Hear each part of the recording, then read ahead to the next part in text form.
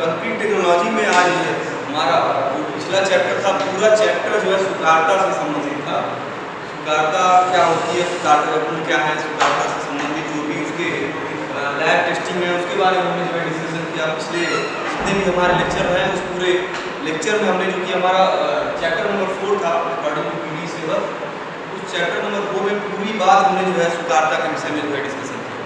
लेकिन अब बात आती है कि आज का जो चैप्टर होगा हमारा वो चैप्टर नंबर 5 है, या कह सकते हैं कि सिलेबस में आपका जो पूरा चैप्टर है कंक्रीट मिक्स निर्धारण, कंक्रीट के मिक्स का निर्धारण कैसे करेंगे इसके विषय में हम चर्चा करेंगे आज इस लेक्चर में अपने। और हम स्टार्ट करेंगे बेसिक से कि कंक्रीट मिक्स होता क्या है और कंक्रीट मिक्स डिजाइन क्या होता है, इन दोनों के डिफरेंस को हम समझने की कोशिश करेंगे कि कैसे हम इसको डिफ्रेंशिएट कर पाएंगे। और पूरे चैप्टर में इस पूरी प्रक्रिया को हम समझने की कोशिश करेंगे कंक्रीट डिजाइन के अंदर क्या क्या चीज़ें आती हैं। तो हमारा चैप्टर है आज का पहला टॉपिक कंक्रीट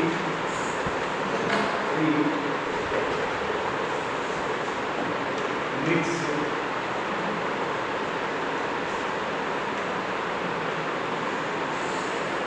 निर्धारण।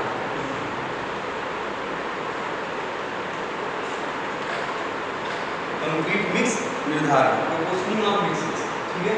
तो कंक्रीट के बारे में हम जानते हैं, मिक्स के बारे में हम समझते हैं कि कुछ मिलाया जाता है कंक्रीट में, मिक्स है, और उसका निर्धारण यानी कि हम कैसे उसको जो है निर्धारित करेंगे, कितनी मात्रा। निर्धारण से हमारा यहाँ पर आशय ये है कि उसका निर्धारण हम कैसे करेंगे, यानी कि किस आधार पर या कितनी मात्रा में हम ये प्री डिटरमाइन कर लेंगे कि जो भी हम मिक्स यूज कर रहे हैं उस मिक्स में किसका कितना योगदान होगा, कौन सा मिलावा हुआ, चाहे आपका सीमेंट हुआ चाहे वाटर हुआ, उसका उसकी कितनी मात्रा हम यूज करेंगे, तर्कसंगत होना चाहिए, एक निश्चित अनुपात में होना चाहिए।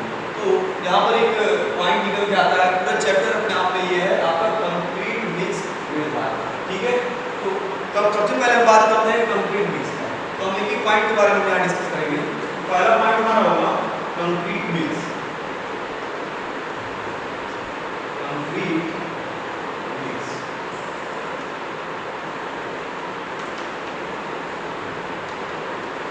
ठीक है, तो कंक्रीट मिक्स को हम पहले जान लेते हैं कि क्या असल में होता है कि कंक्रीट मिक्स की बात हम यहाँ पर कर रहे हैं। तो कंक्रीट असल में जो हम बना रहे हैं उसके मिक्स को हमें क्यों ध्यान देना पड़ रहा है, क्या जरूरत है उसको जानने की। जब हम सभी संगठनों की बात करते हैं तो हर एक संगठन का अपना अलग ही योगदान है किसी भी कंपनी। अब उस संगठनों का निर्धारण करने के लिए हमें पहले समझना होगा कि कंक्रीट मिक्स असल में है क्या। हमें कंक्रीट मिक्स को जानना है कि असल में होता क्या है, इसके बारे में हम डिस्कस करें। तो कंक्रीट मिक्स क्या होता है कि किसी भी कंक्रीट से आप जो अपेक्षा रखते हैं, अपेक्षा क्या रखते हैं कि वो एक उचित गुण को अपने अंदर समाहित करें। जब भी हम कोई कंक्रीट बनाते हैं तो उससे हम आशा होता है कि उसके द्वारा जो है एक निश्चित सामर्थ्य हमें प्राप्त हो कंक्रीट से, और उसके जो गुण हो वो रिक्वायर्ड जो हमारा जो भी उसके गुण है, चाहे सामर्थ्य से संबंधित हो चाहे उसकी कैपेबिलिटी हो, तो वो गुण भी हमें क्या चाहिए, प्राप्ति होनी चाहिए उस कंक्रीट के निर्माण से। ठीक है, तो कंक्रीट मिक्स की बात करें अगर हम, तो वांछित सामर्थ्य व गुणों वाली कंक्रीट को, वांछित सामर्थ्य व गुणों वाली कंक्रीट को तैयार करने के लिए इसके संगठकों, वांछित सामर्थ्य यानी कि जो अपेक्षित है उस सामर्थ्य और जो गुण है उस गुण को, उस गुण वाली कंक्रीट को तैयार करने के लिए इसके संगठकों, संगठक कौन कौन से होते हैं भाई कंक्रीट में, आपका सीमेंट हो गया, आपका मिलावा हो गया, मिलावे में क्या आएगा, महीन मिलावा आएगा और मोटा मिलावा आएगा। उसके अलावा आप क्या यूज करते हैं, वाटर यूज करते हैं, पानी। ठीक है, इन सभी संगठकों को एक निश्चित अनुपात में मिलाकर या तैयार करके जो मिक्सिंग करेंगे हम, उससे जो हमें प्राप्त होगा वो क्या होगा, एक कंक्रीट मिक्स प्राप्त होगा। और इस प्रक्रिया को क्या करते हैं, कंक्रीट मिक्स निर्धारण करते हैं। ठीक है, तो जो हमें वांछित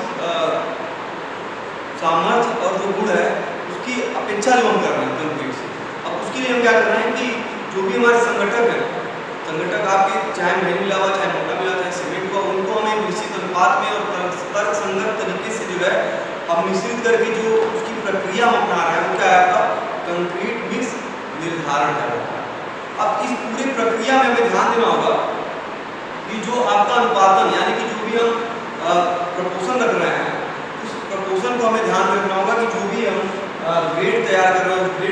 अनुसार जो है उस मिक्स को हम अलग अलग अनुपातन करेंगे, उसका जो भी अवयव होंगे उसके संगठन को।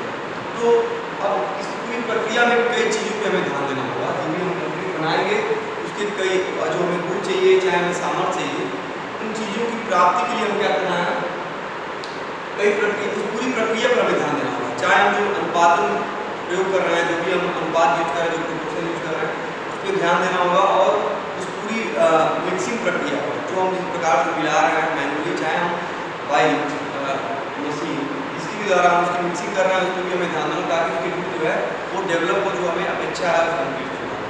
तो ये आपका जो है कंक्रीट मिक्स का एक परिभाषा है, जिसको हमने अभी यहाँ पर डिस्कस किया है। अभी हम बात करेंगे मिक्स डिजाइन। तो कंक्रीट मिक्स की बात हमने कल कर लिया है यहाँ पर। अब उसकी बात करते हैं हम मिक्स डिजाइन।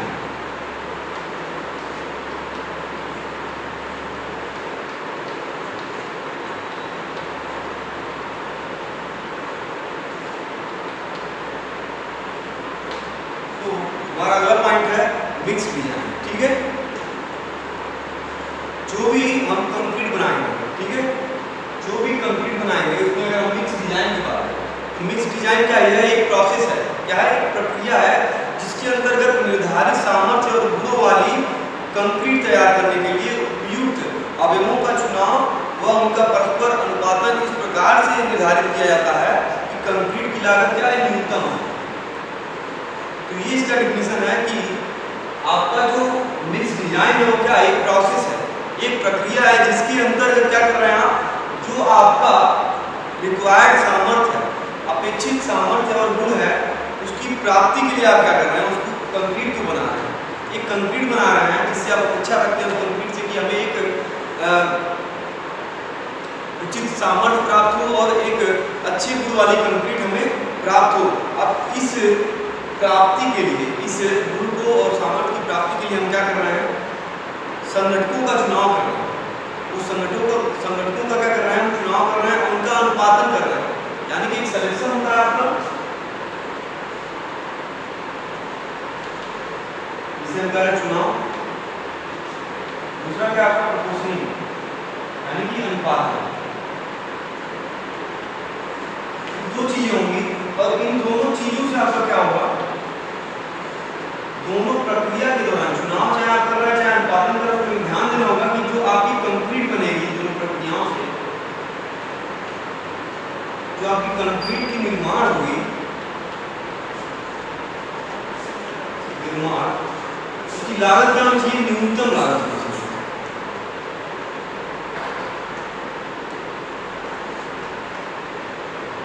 न्यूनतम लागत और उच्चतम या अधिकतम सामर्थ्य।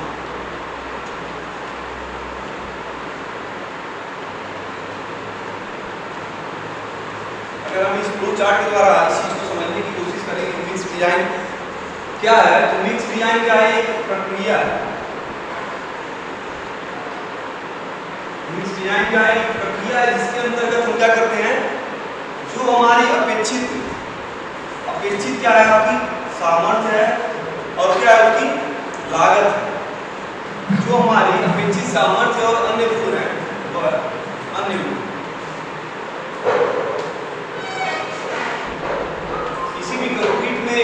मिक्स डिजाइन जब हम बात करते हैं, तो मिक्स डिजाइन का एक प्रक्रिया है, जिसके अंतर्गत हम क्या करते हैं, किसी भी कंक्रीट के अलग अलग अवयवों का या संगठनों का हम चुनाव करते हैं और उनका उचित अनुपातन करते हुए उनकी क्या करते हैं, मिक्सिंग इस प्रकार से करते हैं ताकि वो जो कंक्रीट बने आपका, उसकी लागत क्या हो, न्यूनतम हो और उससे अधिक सामर्थ्य और अन्य गुण विकसित हो पाए। तो ये क्या होगा, आपका मिक्स डिजाइन का एक डेफिनेशन होगा, जिसके द्वारा आप आसानी से इस फ्लो चार्ट के द्वारा समझ सकते हैं कि कैसे जो है मिक्स डिजाइन को हम परिभाषित करेंगे और कंक्रीट मिक्स असल में होता क्या है। तो ये जो है आपका एक बेसिक डेफिनेशन मैंने यहाँ पर डिस्कस किया, कंक्रीट मिक्स और मिक्स डिजाइन।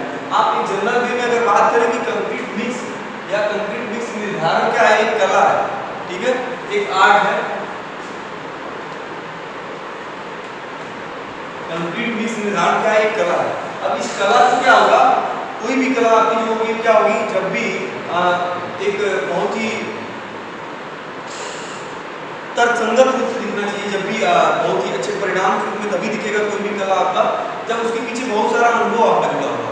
तो कंक्रीट मिक्स निर्धारण क्या है, कला है, इसके पीछे क्या होना चाहिए, अनुभव होना चाहिए। आपके पास अनुभव हो, आपके पास नॉलेज हो ज़्यादा से ज़्यादा, तभी आप जो है एक अच्छे कंक्रीट मिक्स का निर्धारण कर सकते हैं, आसानी से जो है कंक्रीट मिक्स का निर्धारण कर सकते हैं। अगर यहाँ पर थोड़ी सी भी चूक हुई या इस जो आपका आर्ट है या कला कह रहे हैं जिसके पीछे आपका अनुभव की अगर कमी है आपके अंदर या नॉलेज नहीं है आपको, यानी कि जो भी आपका कंक्रीट की मिक्स में आप प्रपोजलिंग कर रहे हैं, चाहे उसके संगठनों का चुनाव कर रहे हैं, अगर उसमें आपसे थोड़ी सी भी चूक होती है, यानी कि किसी भी चुनाव में आपने किसी मात्रा को कम या अधिक कर दिया या मिक्सिंग सही से नहीं किया, तो वहाँ पर क्या होगा, आपके सामर्थ्य निश्चित तौर पर प्रभावित होंगे या आपकी लागत जो है हो सकता है आपके कंक्रीट का लागत या उसकी सामर्थ्य जो है प्रभावित होगी। हो सकता है आपका कंक्रीट की लागत बढ़ जाए, आप सीमेंट की मात्रा कहीं गलती से बढ़ा दिए, अगर आपने वाटर की मात्रा ज़्यादा बढ़ा दी या वाटर सीमेंट रेशियो घटाया बढ़ा दिया तो उसके साइड इफेक्ट आपको देखने को मिल सकते हैं और अल्टीमेटली आपका सामर्थ्य प्रभावित होगा।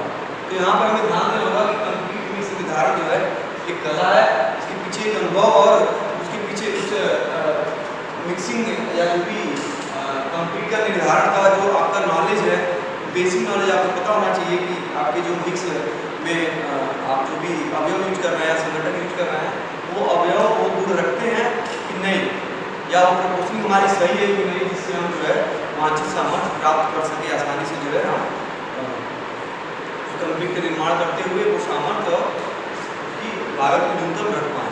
ठीक है, तो अब हमारे सामने पॉइंट आता है कि मिक्स निर्धारण के उद्देश्य क्या है। आपके मिक्स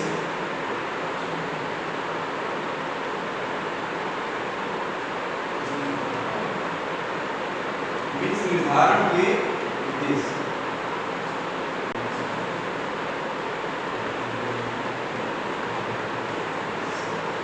जब भी आप मिक्स निर्धारण के उद्देश्य की बात करते हैं तो हमने इसके डिफिनीशन में ही जब भी इसके बेसिक के बारे में बताया तो उसके उद्देश्य की बात हमारे सामने निकल के आती है। ठीक है, इसके उद्देश्य की बात करें हम तो हमारा उद्देश्य क्या है, वांछित सामर्थ्य की प्राप्ति। पहला पॉइंट हुआ हमारा वांछित सामर्थ्य व गुणों की प्राप्ति।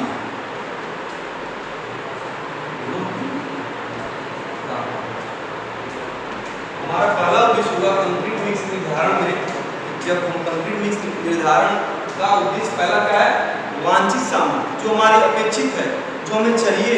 अगर हम M15 ग्रेड का कंक्रीट बना रहे हैं तो उससे कितना हमें सामर्थ्य चाहिए, 15 न्यूटन पर mm² अपेक्षित है उससे। तो वो सामर्थ्य और वो गुण, इसके अंदर वो वर्कबिलिटी हो, उसमें किसी भी प्रकार का जो है सेग्रीगेशन या ब्लीडिंग नहीं होना चाहिए, यानी कि उसमें से कोई विश्रवण नहीं होना चाहिए। ठीक है, या पृथक्करण की समस्या नहीं होनी चाहिए। ये आपका जो है वांछित सामर्थ्य और गुण की प्राप्ति पहला हमारा जो उद्देश्य है। दूसरा उद्देश्य क्या होगा आपका, कंक्रीट की लागत को, कंक्रीट की लागत को न्यूनतम रखने का प्रयास। तो हमारे सामने दूसरा उद्देश्य क्या है आपका, कंक्रीट की लागत को न्यूनतम रखना है। जो आपकी कंक्रीट की लागत है उसको क्या करना है, हमें न्यूनतम रखना है। इस पूरे कंक्रीट मिक्स निर्धारण का ये दो मात्र ऐसे मुख्य उद्देश्य हैं जिसमें आप एक वांछित सामर्थ्य की प्राप्ति करने की कोशिश करते हैं और दूसरे में कंक्रीट की लागत जो उसका कॉस्ट है उसको हम न्यूनतम रखने का प्रयास करते हैं। तो अब ये दोनों चीजें जो है एक दूसरे की क्या होनी चाहिए, प्रोपोर्शनल होनी चाहिए। एक तरह से देखा जाए तो जो हमें सामर्थ्य चाहिए न्यूनतम रखते हुए जो हमें मिक्स निर्धारण करेंगे उसमें उसकी जो लागत होगी कंक्रीट की उसको न्यूनतम से न्यूनतम रखते हुए उससे अधिक सामर्थ्य और उचित गुण जो है उसमें प्राप्त होने चाहिए। ऐसा हमारा उद्देश्य होगा जब भी हम कंक्रीट मिक्स के निर्धारण की बात करेंगे। लेकिन हमें यहाँ ध्यान देना होगा कि इसको इसके निर्धारण में मैं शुरू से बोल रहा हूँ कि आप ये क्या है, कला है, एक आर्ट है, इसके पीछे बहुत सारा अनुभव होना चाहिए या प्रक्रिया से संबंधित, यानी कि डिजाइन की प्रक्रिया है उससे संबंधित आपके पास अनुभव होना चाहिए और नॉलेज अच्छा होना चाहिए, तभी आप जो है इस प्रक्रिया को आसानी से जो है निभा पाएंगे और उससे रिजल्ट प्राप्त कर पाएंगे। तो ये आपका जो है पूरा एक प्रोसेस हो गया। अब इसके बाद हम बात करेंगे कंक्रीट मिक्स के चयन को प्रभावित करने वाले कारण। प्रभावित करने वाले कौन कौन से कारक हैं यहाँ पर बात करेंगे।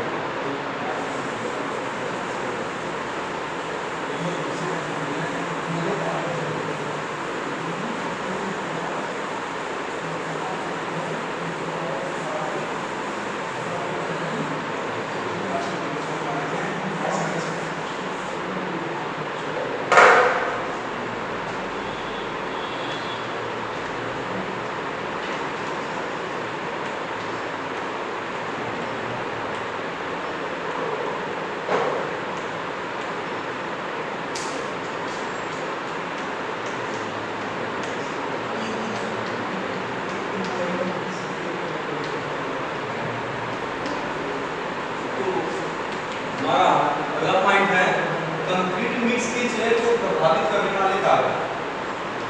किसी भी कंक्रीट मिक्स के जो उसके सिलेक्शन की क्राइटेरिया है, उसको कौन कौन से फैक्टर है जो क्या करेंगे, इसको इफेक्ट करेंगे, कौन कौन से ऐसे कारक हैं जो उसको प्रभावित करेंगे। मैं यहाँ पर जो अलग अलग बिंदु है उसको यहाँ पर मैं लिख दूंगा और उसके बाद मैं इसको अलग अलग जो है डिस्कशन करूंगा। ठीक है, तो सबसे पहला पॉइंट है हमारा संपीड़न सामर्थ्य। संपीड़न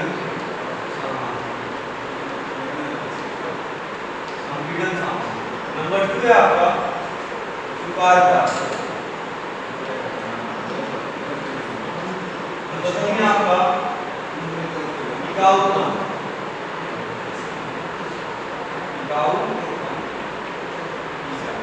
नंबर 4 है आपका मिलावे का अधिकतम माप। नंबर 5 है आपका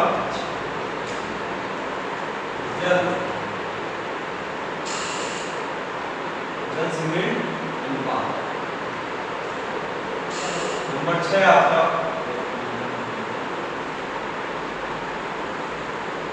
गुणवत्ता नियंत्रण, क्वालिटी कंट्रोल। ठीक है, तो ये आपके 6 पॉइंट ऐसे हैं या 6 फैक्टर ऐसे हैं जो किसी भी कंक्रीट मिक्स के चयन को प्रभावित करेंगे। चयन के जो भी उसके संगठन है उसके चयन को या जो भी मिक्स के चयन को प्रभावित करेंगे कि उस मिक्स को हमें कैसे रखना है, किस तरह के मिक्स का हमें चयन करना है।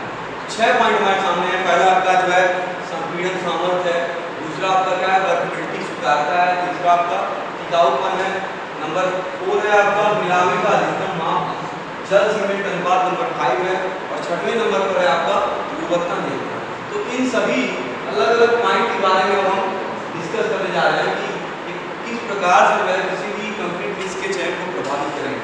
आप इसको एक बार नोट कर लीजिए यहाँ पर, और जो भी पॉइंट आपको यहाँ पे लिखे हैं लगभग अधिकतम पॉइंट इसके पहले भी जो है जो भी हमने चैप्टर पढ़ाया है, इसके पहले 4 चैप्टर जो भी हमने डिस्कशन किया है उसमें हमने इसके बारे में लगभग थोड़ा बहुत बात किया हुआ है, इसके बारे में डिस्कशन करना चाहते हैं। लेकिन फिर भी हम यहाँ पर क्या करेंगे, हर एक बिंदु पर यहाँ पर हम चर्चा करेंगे जो भी आपके पॉइंट 6 पॉइंट 5 है कंक्रीट मिक्स के चयन को किस प्रकार से प्रभावित करते हैं उसके बारे में यहाँ पर देखेंगे। आप इसके ऊपर नोट कर सकते हैं।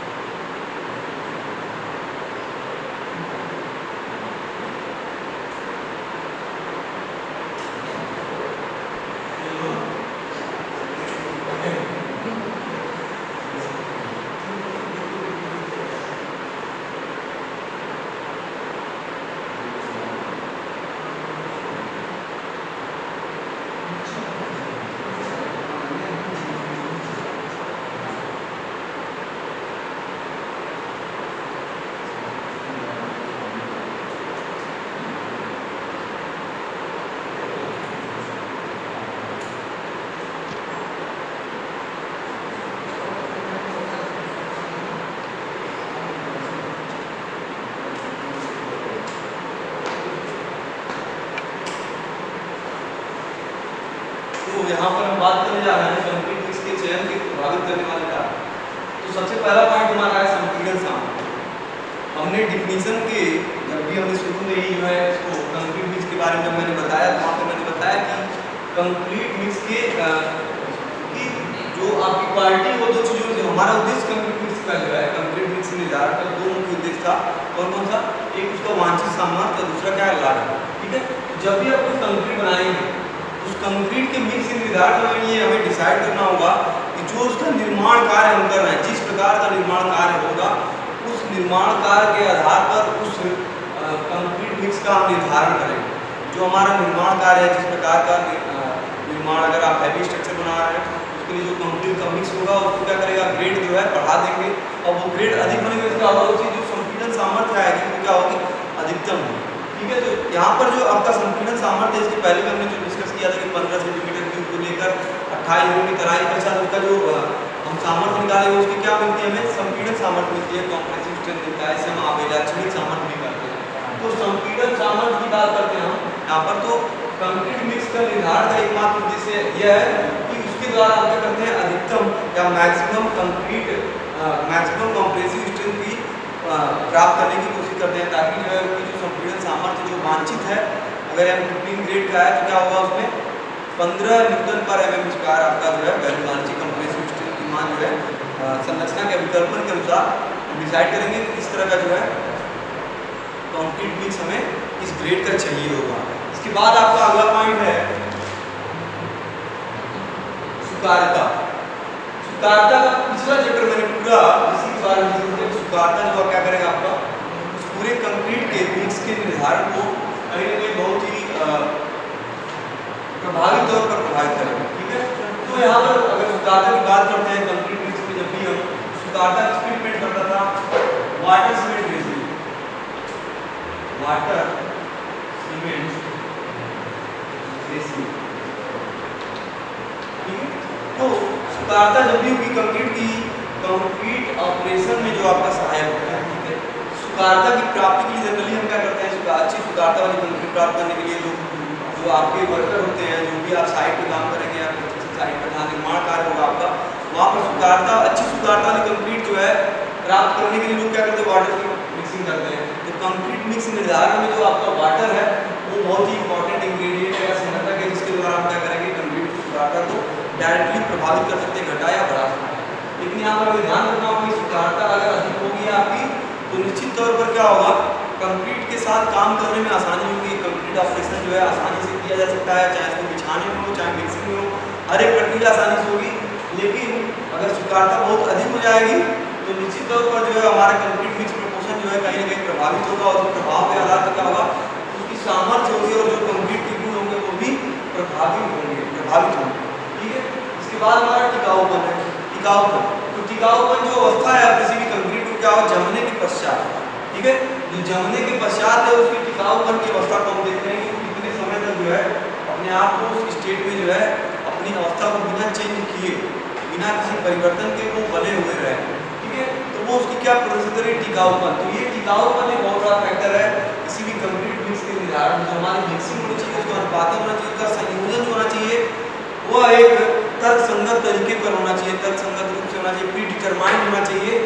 जो हम ग्रेड सेलेक्ट कर रहे हैं, जिस भी ग्रेड की कंक्रीट बना रहे हैं, निर्माण के कंस्ट्रक्शन अभिकल्पन के अनुसार, उस अभिकल्पन को फॉलो करते हुए हमें उस कंक्रीट का निर्माण करना है, जिससे वो प्रपोजनिंग उसकी अच्छी हो और उसके द्वारा वो बहुत सारे जनरेट हो और उचित सामर्थ्य प्राप्त हो, तभी वह जो है अधिक टिकाऊ पर माना जाएगा, कंक्रीट जो है अधिक टिकाऊ माना जाएगा।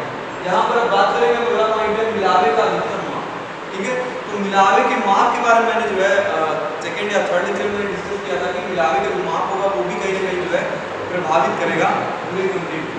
जो बड़े ग्रेड के कंक्रीट होते हैं, एक साइज के आप रखेंगे, जो भी शेप होगा या उसका साइज होगा, वो भी सारे फैक्टर जो है कंक्रीट के मिक्स को जो है प्रभावित करेंगे कहीं ना कहीं। उसको भी हमें ध्यान रखना होगा कि कंक्रीट का जो माप होगा उसके आधार पर हम जो है कंक्रीट मिक्स की डिजाइन का निर्धारण करेंगे। इसके बाद है आपका जल सीमेंट अनुपात। तो जल सीमेंट अनुपात एक बहुत बड़ा फैक्टर है, यहाँ पर बहुत ही प्रभावकारी फैक्टर है।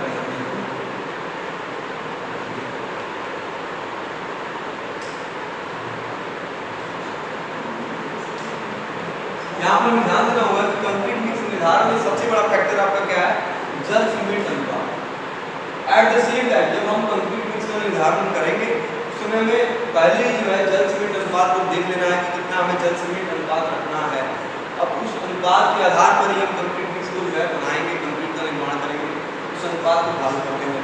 अगर ये रेशियो जल सीमेंट अनुपात का रेशियो अगर थोड़ा भी चेंज होता है, यानी कि अगर जल की मात्रा जल सीमेंट अनुपात अगर बढ़ेगा या घटेगा, तो निश्चित तौर पर जो है सीमेंट आपके जो कंक्रीट की सामर्थ्य होगी वो भी प्रभावित होगी। हो सकता है उसकी स्वीकार्यता बढ़ जाए, अगर आप वाटर सीमेंट रेशियो अगर आप बढ़ाते हैं तो उसकी स्वीकार्यता हो सकता है बढ़ जाए, घट जाए, घटाने बढ़ाने पर, तो उसके रिस्पेक्ट में जो आपकी कंक्रीट की जो सामर्थ्य होगी वो भी प्रभावित होगी, उसके गुण जो है स्वीकार्यता जो उसके गुण है वो भी जो है डायरेक्ट जो है प्रभावित होगी। इसके बाद है आपका गुणवत्ता नियंत्रण। यहाँ पर हम देख रहे हैं क्वालिटी कंट्रोल। जो आप कंक्रीट का निर्माण करेंगे उसकी प्रत्येक प्रक्रिया, जो आपका जो प्रत्येक प्रक्रिया है, चाहे उसकी मिक्सिंग हो, चाहे उसकी प्लेसिंग हो, चाहे उसका अनुपातन हो, जो प्रोपोर्शनिंग हम कर रहे हैं, उन सारे प्रक्रियाओं पर हमें विशेष ध्यान देना होगा गुणवत्ता नियंत्रण के लिए, यानी कि क्वालिटी कंट्रोल। उसकी क्वालिटी कंट्रोल जो निर्धारित हमें क्वालिटी चाहिए, वो क्वालिटी हमें अगर अचीव करना है किसी कंक्रीट में, तो हमें उसमें पूरा क्या करना होगा, पूरी प्रक्रिया पर क्या होगा, कंट्रोल होना चाहिए, कंट्रोल होना चाहिए, हमारा है नियंत्रण होना चाहिए। पूरी प्रक्रिया पर हम क्या करेंगे, नियंत्रित, हमारा पूरा नजर बना रहता है कि कंक्रीट जो हम निर्माण कर रहे हैं उसमें जो मात्रा मिलाई जा रही है वो उसी मानक पर है अथवा नहीं है, और जो प्रक्रिया हम अपना रहे हैं कंक्रीट की मिक्सिंग का, चाहे उसकी प्लेसिंग का, तो वो प्रक्रिया हम सही तरीके से उस इन्फेक्टेड वे में हम देख रहे हैं। इस चीज़ पर हमें विशेष ध्यान देना होता है। अब हम बात करेंगे इसके बाद कंक्रीट की ग्रेड के बारे में। तो ये सारे पॉइंट आपके कंक्रीट मिक्स निर्धारण के चयन को प्रभावित करने वाले अलग अलग कारक जो छह फैक्टर हैं उसको हम यहाँ पर डिस्कस करेंगे। अब हम अगला अगले पॉइंट की तरफ बढ़ते हैं।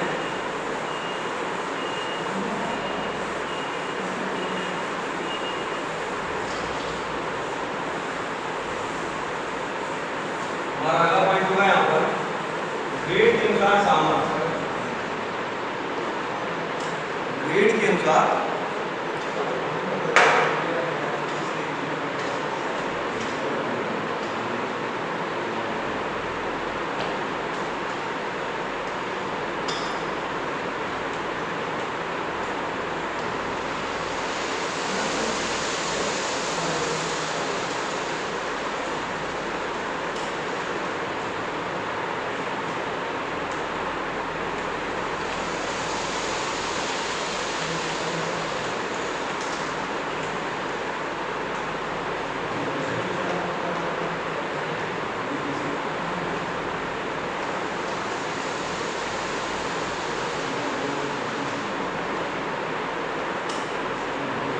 भारतीय मानक के अनुसार कंक्रीट की ग्रेड व सामर्थ्य, तो जो भी भारतीय मानक जो IS कोड है आपका, उस कोड के अनुसार आपके कंक्रीट के कौन कौन से ग्रेड होते हैं इसके बारे में हम यहाँ पर डिस्कस करेंगे, और उस ग्रेड के आधार पर उसकी सामर्थ्य यानी कि आप लाक्षणिक सामर्थ्य उसकी प्रदर्शित करेगी वो कितना होगा उसके बारे में हम डिस्कस करेंगे यहाँ।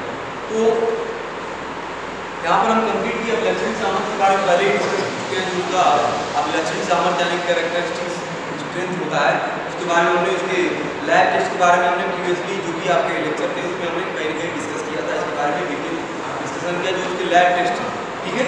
लेकिन हम जानते हैं कि जो कंक्रीट आपका है वो कंक्रीट कई ग्रेड के, हमारे जो कंक्रीट होते हैं वो आपके कोड के अनुसार कई ग्रेड के, लगभग 15 ग्रेड ऐसे होते हैं जिनको हम फॉलो करते हैं, जिनको हम प्रयोग कर सकते हैं अलग अलग जो है निर्माण कार्य के अनुसार। जो आपका निर्माण कार्य का ग्रेड है, जिस टाइप का निर्माण कार्य होगा उसके अनुसार हम ग्रेड का चयन करते हैं।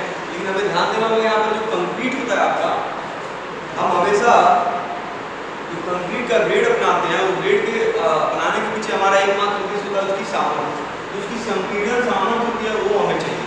उस ग्रेड को हमें अपनाने का एकमात्र उद्देश्य है कि उससे अपेक्षित जो संपीड़न सामर्थ्य है उस ग्रेड को वो रखता होगा हमारा, इस चीज़ पर हमें विशेष ध्यान देना होगा। अब हम जानते हैं कि कंक्रीट का जो कंक्रीट होता है वो आपके जो है उसमें संपीड़न का भी गुण होता है, तनन का भी गुण होता है, कर्तन भी होता है और अनमन, ये चारों सामर्थ्य जो होते हैं कंक्रीट। लेकिन इन चारों में सबसे ज्यादा कौन सा महत्व रखता है? सबसे ज्यादा महत्व रखता है आपका संपीड़न सामर्थ्य, जिसकी चर्चा यहाँ पर हम कर रहे हैं। और उसी के आधार पर क्या होगा, हम उस ग्रेड के कंक्रीट का चयन करेंगे जो हम निर्माण कार्य कर रहे हैं, निर्माण कार्य के रिक्वायरमेंट के हिसाब से उस कंक्रीट के ग्रेड का हम चयन करेंगे। हम बात करेंगे कि कौन सी ग्रेड का कंक्रीट अगर हमें चयन करना है तो उस सामर्थ्य के लिए हम अलग 3 भागों में हमने बांट रखा है। सामान्य कंक्रीट होगा, मानक कंक्रीट होगा या अधिक सामर्थ्य वाली कंक्रीट होगी, यहाँ पे उच्च सामर्थ्य वाली। तो हम यहाँ पर जो है एक चार्ट के द्वारा इसको भी हम डिस्कस करेंगे कि कौन कौन से ग्रेड के कंक्रीट जो हमने 15 समूह में बांटा हुआ है, 15 ग्रेड में बांटा हुआ है अलग अलग, उस कंक्रीट के ग्रेड के बारे में बात करेंगे। अभी हम बात करते पहले अभिलाक्षणिक सामर्थ्य की बात करते हैं। यहाँ पर अभिलाक्षणिक सामर्थ्य को कैसे परिभाषित करेंगे?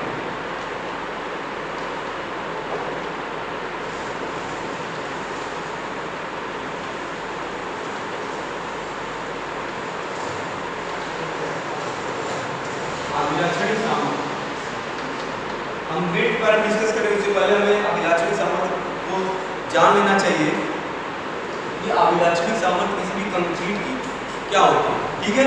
तो किसी भी कंक्रीट की अभिलाक्षणिक सामर्थ्य वह सामर्थ्य है जिसमें या जिसके अंतर्गत जो कंक्रीट का हम ट्यूब बनाते हैं, 15 सेंटीमीटर के जो हम ट्यूब बनाते हैं, 28 दिन की तराई करने के पश्चात जो उसका परीक्षण होगा, परीक्षण के पश्चात जो उनकी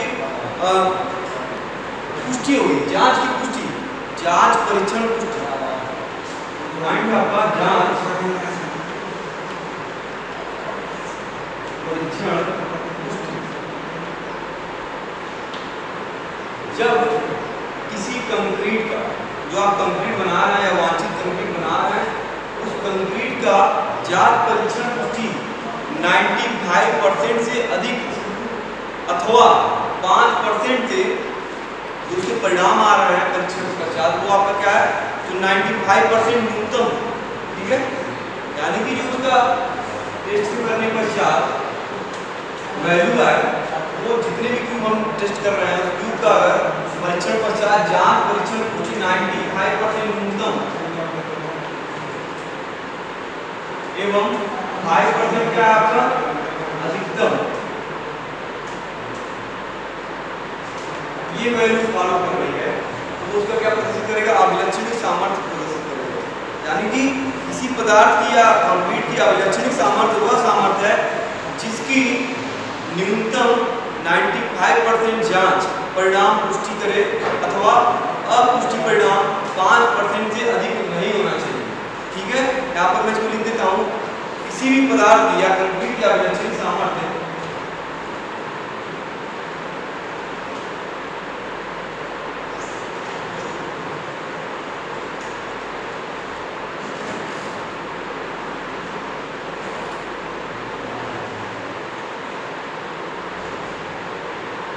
पदार्थ का अभिलक्षणिक सामर्थ्य है वह सामर्थ्य है जिसकी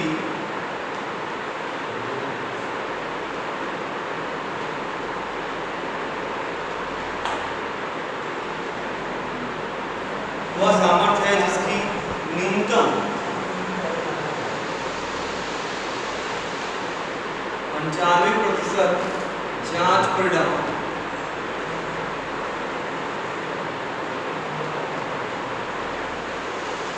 95% जांच परिणाम पुष्टि करें।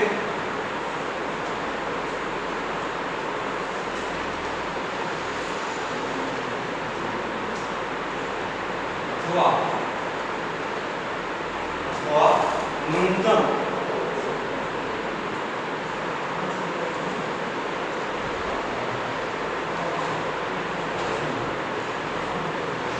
पुष्टि परिणाम 5% से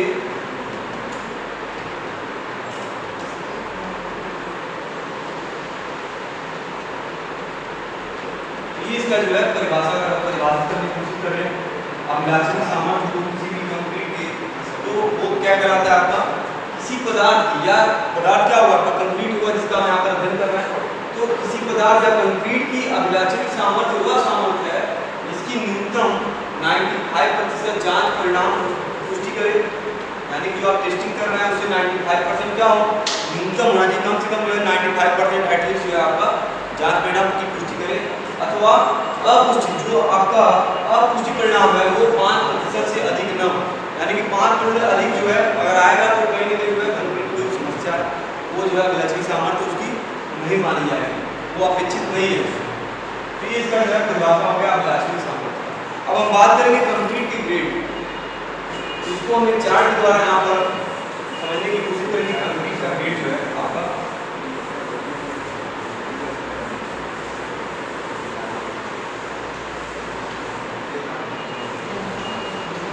जो आपका कंक्रीट का ग्रेड है,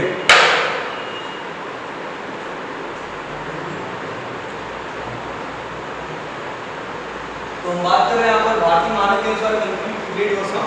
तो भारतीय मानक के अनुसार जो आपका कंक्रीट का ग्रेड है वो कुल 15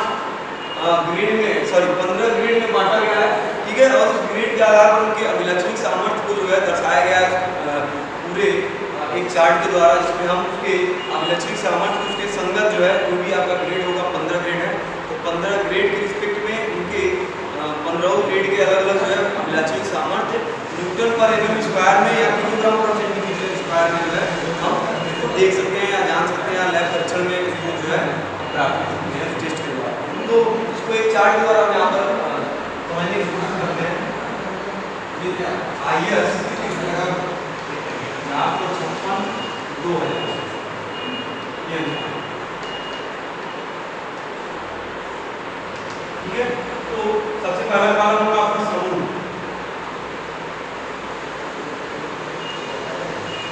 दूसरा होगा आपका श्रेणी, तीसरा आपका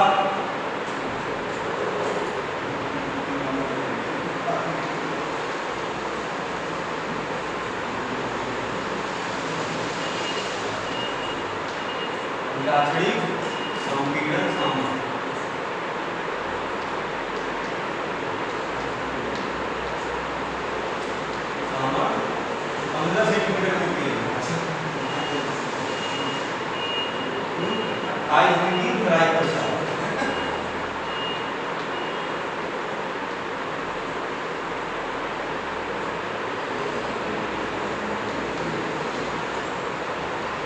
की तराई के द्वारा, ठीक है। तो अब इसको हम 3 समूह में हमने बांटा है, ठीक है। तो सबसे पहला समूह 40 मीटर में यहाँ पर लिखेंगे,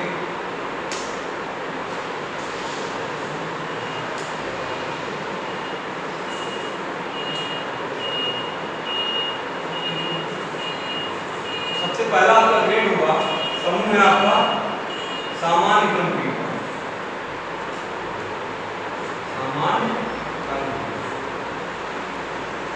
सामान्य कंक्रीट में आपका एम यहाँ पर क्या कर रहा है आपका मिक्स कर रहा है M10, ठीक है।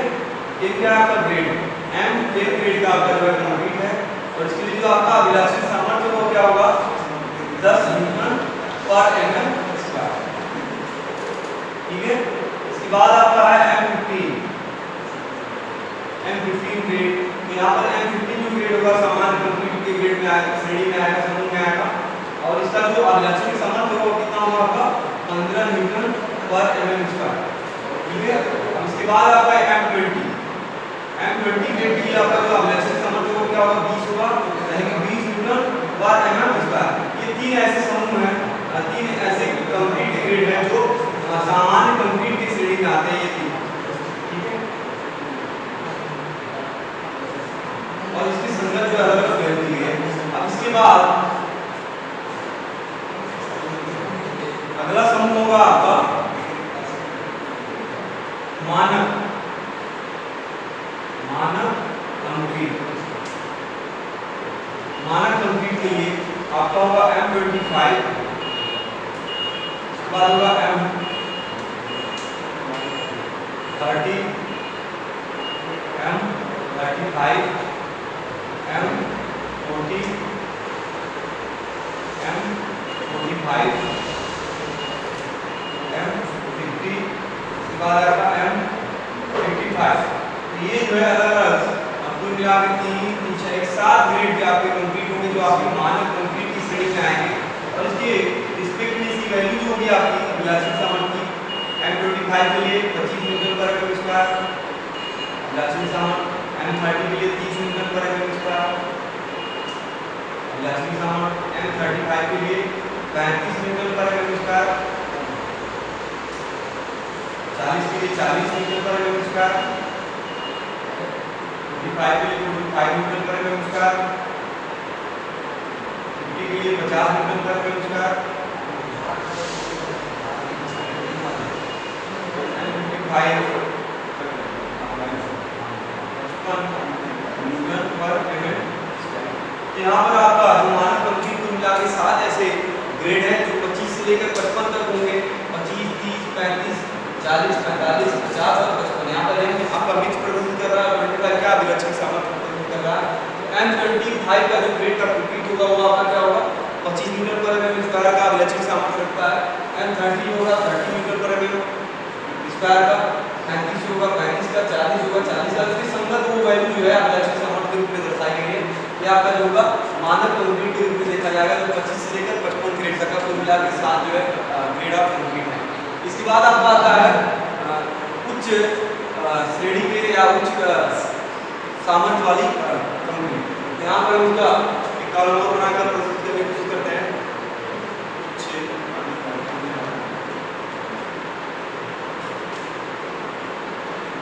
सामर्थ्य मान तो उच्च सामर्थ्य मान कंक्रीट की बात करते हैं तो यहाँ पर आपका M60 होगा 60, M65 होगा, M70 होगा, M75 हो गया। इसके लास्ट में होगा M80 ग्रेड का। ये कुल मिलाकर 5 ऐसे ग्रेड है, ग्रेड ऑफ कंक्रीट है जिसको हम यहाँ पर देख पा रहे हैं।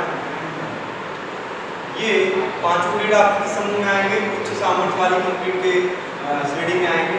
अब इसकी संगत जो आपकी वैल्यू होगी क्या होगी, 60 न्यूटन पर mm स्क्वायर। यहाँ पर हम लिख रहे हैं अभिलक्षित सामर्थ्य, संपीड़न सामर्थ्य न्यूटन पर mm स्क्वायर। यहाँ पे आपका श्रेणी होगा या ग्रेड होगा, ग्रेड ऑफ कंक्रीट। यहाँ पर आपका समूह तो M65 के लिए 65 न्यूटन पर mm स्क्वायर, M70 के लिए 70 न्यूटन पर mm स्क्वायर, M75 के लिए 75 न्यूटन पर mm स्क्वायर और M80 के लिए 80 न्यूटन पर mm स्क्वायर। तो यहाँ पर आप देख पा रहे हैं कुल मिलाकर 3 ऐसे समूह बांटे गए हैं किसी भी कंक्रीट के भारतीय मानक अनुसार। कुल मिलाकर 15 ग्रेड ऐसे हैं कंक्रीट के या श्रेणियां हैं कंक्रीट की यहाँ पर, जिसको हम यहाँ पर इस चार्ट द्वारा आसानी से देख सकते हैं। उसकी संगत जो है अभिलक्षित सामर्थ्य 15 ग्रेड है। इस 15 ग्रेड को कंक्रीट को जो है 3 भागों में बांटा गया है। पहला समूह आपका होगा सामान्य कंक्रीट है जिसमें M10 से लेकर M20 तक, और उसकी संगत जो है आपका अभिलक्षित सामर्थ्य यहाँ पर दिखाया गया है। उसके बाद है मानक कंक्रीट, स्टैंडर्ड कंक्रीट से कहते हैं। 25 से लेकर 55 तक कुल मिलाकर आपके 7 ऐसे जो है श्रेणी है कंक्रीट के, 25, 30, 35, 40, 45 और 50 और 55। यहाँ पर जो है आपका अभिलक्षित सामर्थ्य सबको यहाँ पर दिखाया गया है। और लास्ट में आपका उच्च सामर्थ्यवान कंक्रीट है, उच्च सामर्थ्य वाली कंक्रीट M60 से 80 तक कुल मिलाकर 5 है। और उनकी संगत आपके 60, 65, 70 और 75 जो है ये आपके न्यूटन पर mm स्क्वायर में अभिलक्षित सामर्थ्य जो है दर्शाया गया है। इस चार्ट के द्वारा आप आसानी से समझ सकते हैं। इसके बाद इसके अतिरिक्त आपके 2 ग्रेड ऑफ कंक्रीट जैसे M5 और M7.5 ये 2 ग्रेड ऑफ कंक्रीट ऐसे भी होते हैं जिनको हम सामान्य कार्य के लिए जैसे आपका दीवार के आधार के लिए या फर्श के आधार के लिए हम इसका प्रयोग करते हैं M5 और M7.5 ग्रेड के कंक्रीट का। तो ये आपके कंक्रीट के ग्रेड जो कि भारतीय मानक अनुसार प्रदर्शित किए गए चार्ट, अगर आप चाहो तो इसको जो है आसानी से नोट करके और